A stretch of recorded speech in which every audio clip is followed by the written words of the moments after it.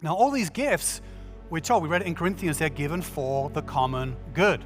They're given for the common good. So that means the gift, somebody with the gift of faith, the particular spirit and power gift of faith, it means that gift has to become public at some point, right? It can't just be a private gift. You know, there's a barrier to something that I just got the faith for it.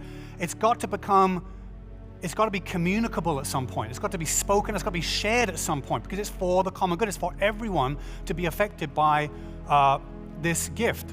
The gift of faith is like that. It's like you get a revelation from the Holy Spirit. So the Holy Spirit stirs you in a particular way, and it's got to be shared at some point. It might just be in your small group. It might just be with one other person. It could be, or it could be with the whole church. Hey, God has spoken about something.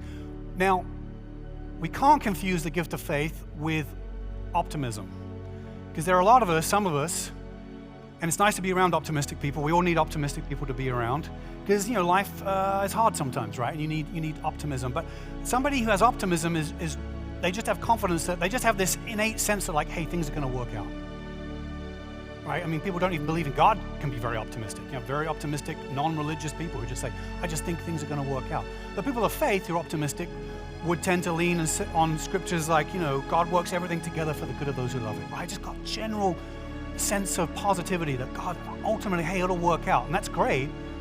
We want to have that kind of faith. But the gift of faith is focused on something that God has said. It's believing the word. We got to pray, church. We got to pray for more faith, and we want general faith, but we need people with the gift of faith. People that when we're facing hardship, when we're facing setbacks, when we're facing those challenges, we come and we say, for the common good, we got to let this gift of faith come to the surface for people to speak out and say, I think God has said this, and I believe it's going to happen. Because doesn't that help you if you're struggling?